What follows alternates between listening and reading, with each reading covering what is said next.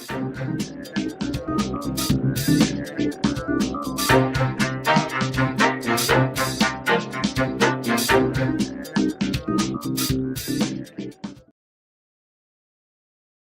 fonction de maire a un côté effectivement sacerdotal. Moi j'ai la chance d'avoir autour de moi d'abord de nombreux élus.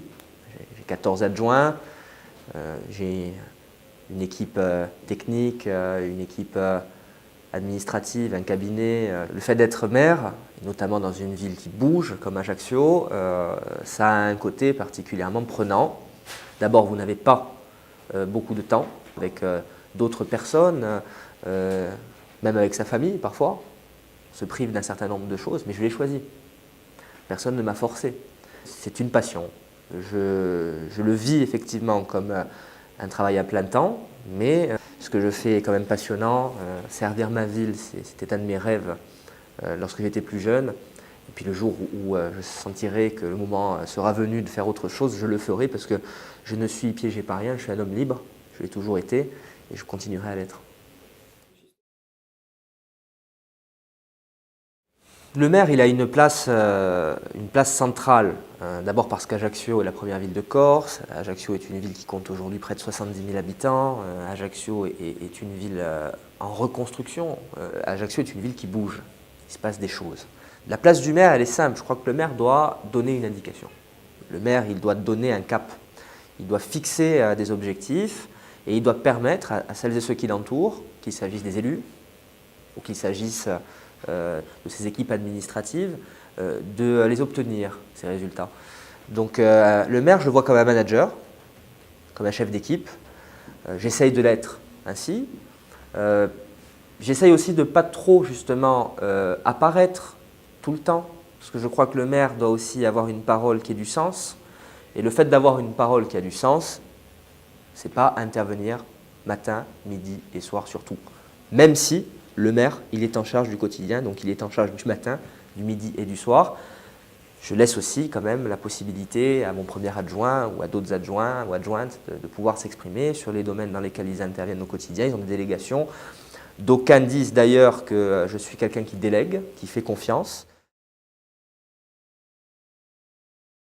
La CAPA, c'est différent. La CAPA, on est sur de l'opérationnel. On est sur du quotidien aussi, parce que quand on vous parle des déchets, quand on vous parle de l'eau et de l'assainissement, quand on vous parle des transports, là on touche aussi à la vie quotidienne des gens. On n'est pas dans de l'abstrait, on est dans du concret. Mais la CAPA, c'est une construction différente. Pourquoi? D'abord parce qu'elle n'est pas une institution dont les élus sont élus directement en ce sens. Nous sommes tous membres d'une commune. Ces 10 communes, à travers leur maire d'abord, se réunissent pour définir une stratégie globale. Dernièrement, nous avons signé un contrat avec Kirnolia pour renouveler la délégation de services publics pour l'eau et l'assainissement. D'ailleurs, les Ajacciennes et les Ajacciens et les communautaires du pays ajaccien en sont sortis gagnants, puisque les prix vont baisser pour 85% d'entre eux. C'est le maire de Villano, Antoine Vincileone, qui est vice-président en charge de cela, qui a mené en mon nom et avant moi, au nom de Jean-Jacques Ferrara, les négociations pendant plusieurs mois. Et il avait toute ma confiance. Et il était, je dirais, épaulé par les services, par la DG Michel Orland et son équipe qui ont fait un excellent travail. C'est un outil qui va prendre de l'importance. Pourquoi? Parce que bien, on passe à la collectivité unique et cette collectivité unique ne laisse plus vraiment de place à une représentation de proximité des territoires. Donc la CAPA, première intercommunalité de Corse, va prendre éminemment de l'importance. En tant que président de la CAPA, je représente un territoire plus large que celui de la seule ville d'Ajaccio et aussi une manière de faire les choses. Parce que la CAPA, c'est un territoire de projet, même avant nous. Je crois que la CAPA était un outil qui fonctionnait bien.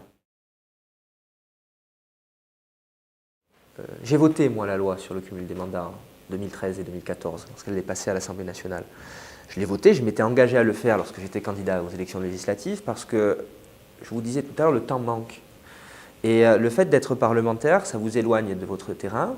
Si d'aventure j'avais agi ainsi, j'aurais délaissé complètement ma ville, mon territoire. J'ai même eu l'expérience de faire les 3 mandats en même temps pendant 6 mois en 2014. Je peux vous dire que ça a été des moments particulièrement difficiles parce que être président de la CAPA, maire d'Ajaccio et député de la première circonscription de la Corse du Sud, j'ai trouvé que c'était impossible. Je crois qu'il faut qu'on digère cette réforme sur le cumul des mandats. On passe dans un nouveau monde, on ne reviendra pas en arrière et rien n'interdit à un député d'être conseiller départemental, d'être conseiller régional, d'être conseiller municipal. C'est le cas du député actuel qui m'a succédé, Jean-Jacques Ferrara. Il est membre du conseil municipal d'Ajaccio, il est membre du conseil communautaire, il a présidé ce conseil communautaire, il connaît le terrain, il reste un élu local. Et en dépit de cette étude, je remarque quand même malheureusement que sur les derniers scrutins nationaux et même régionaux, la participation baisse, y compris chez nous. Lorsqu'on parle de politique, le moment clé, c'est le scrutin. Ça vaut plus qu'un like ou qu'un tweet. Nous constatons, avec les bons et les mauvais côtés qui vont avec, que chez nous, il y a une véritable surconsommation, une addiction de réseaux sociaux. Alors parfois, ça peut avoir des côtés très positifs, et je m'adonne à cette forme de communication parce qu'elle fait partie du monde dans lequel nous évoluons aujourd'hui. Vous avez même un président des États-Unis qui dit n'importe quoi sur Twitter matin, midi et soir et qui visiblement a réussi à conquérir une partie de l'électorat des États-Unis en faisant ainsi. Je crois qu'il faut quand même avoir à l'esprit que lorsqu'on est détenteur d'une charge élective, on ne s'engage pas soi-même uniquement lorsqu'on prend la parole. En Corse, c'est vrai, les gens ont besoin de participer. Moi, je le vois. Lorsque nous organisons en début d'année, ce que nous ferons bientôt, des réunions de quartier, eh bien, les gens viennent, les gens veulent échanger, les gens veulent participer. Et c'est un peu la manière que j'ai de travailler. Je vous rappelle que lorsqu'il s'est agi de réfléchir sur le rythme scolaire, au mois de juin dernier, nous avons sollicité, via justement les réseaux sociaux, les Ajacciennes et les Ajacciens pour qu'ils votent.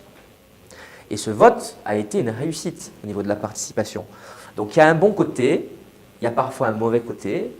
Je crois qu'il faut qu'on continue à aller dans ce sens, qu'on continue à en faire un usage bienveillant et non pas malveillant, et qu'on travaille sérieusement à une politique de communication qui soit la plus compréhensible possible, la moins fastidieuse pour que la majorité de nos concitoyens qui aujourd'hui ne s'informent que par ce truchement comprennent ce qu'on fait, comprennent quelle est la différence entre la ville et la CAPA, comprennent ce qu'est un financement, d'où il vient, comprennent ce qu'est une route territoriale ou une route communale, comprennent que les associations sont financées par plusieurs modes opératoires.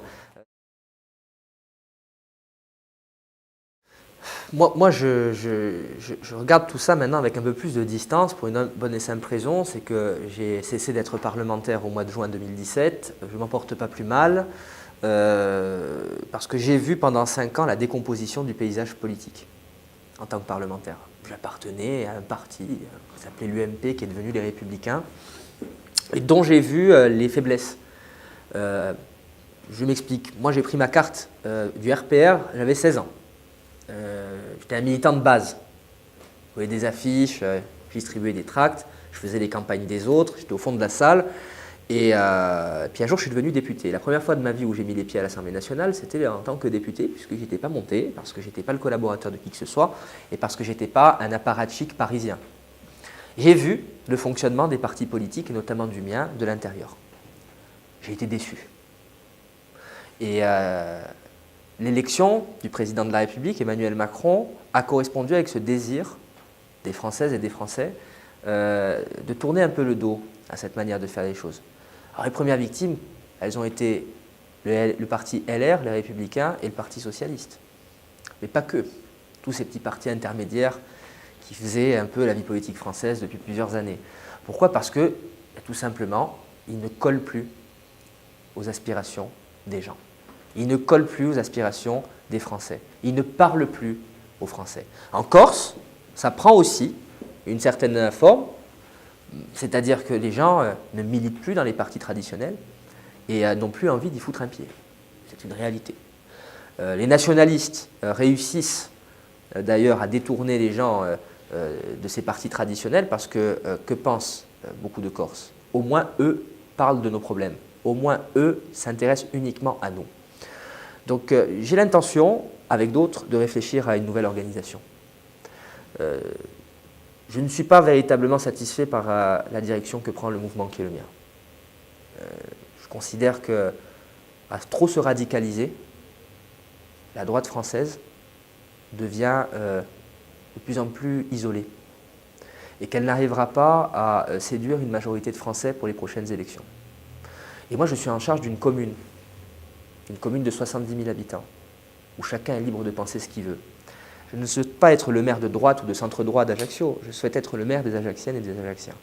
C'est la raison pour laquelle je crois qu'il est nécessaire aujourd'hui de créer d'autres modes de fonctionnement politique, plus locaux, plus tournés vers le quotidien des gens, plus ouverts, où celui qui ne vote pas comme moi aux élections présidentielles pourra très bien travailler avec moi pour pouvoir avoir un projet de vie, un projet de ville, un projet intercommunal. Je prends un peu mes distances avec la vie politique nationale, du moins sous la forme qui était celle que j'avais choisie il fut un temps. Je ne me désintéresse pas de cela. Je n'adhère pas pour autant à un autre mouvement, à une autre organisation. Je prends un peu de distance, de liberté. Je veux être libre.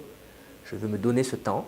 Et je ne vous cache pas d'ailleurs que ce grand mouvement central qui tourne le dos au radicalisme et aux extrémismes, ça m'intéresse. Voilà, parce que je pense que ça peut réussir, parce que je crois que ça peut prendre tout son sens et parce que c'est ce que j'essaye de faire là où je suis, dans les responsabilités qui sont les miennes.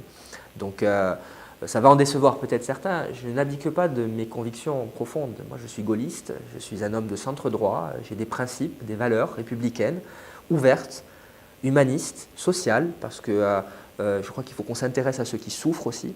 Il y en a beaucoup sur le territoire de notre commune, il y en a beaucoup en Corse, il y en a beaucoup sur l'ensemble du territoire national. Mais aujourd'hui, l'organisation des partis traditionnels tels que je l'ai connu ne me convient pas et la direction qui est prise par celui dont j'ai été membre est un peu contrariante. Je ne me retranche pas, mais je me consacre sur mes mandats locaux. Les mandats locaux, ils font appel à tous, de droite, de gauche, nationalistes, les gens de bonne volonté, les gens qui aiment leur ville, les gens qui aiment leur intercommunalité. J'essaie de travailler avec eux, comme je le fais à l'ACAPA, avec des maires qui ne partagent pas tous mes options. Et comme aussi, sur mon conseil municipal, j'ai pu faire appel à des femmes et à des hommes qui n'étaient pas engagés dans un parti politique et qui ne pensaient pas la même chose que moi, mais où je leur ai dit viens faire un bout de chemin avec moi pour essayer de construire quelque chose pour Ajaccio. Je vais lui donner encore plus de sens à cette démarche dans les semaines et les mois qui viennent, parce que j'ai envie de construire quelque chose, parce que je ne peux pas laisser seulement à certains la possibilité de faire de la politique militante en Corse ou sur Ajaccio, déconnecté des contingences parisiennes qui parfois viennent interférer de manière négative dans le débat et ne sont pas à la hauteur des espérances de nos concitoyens.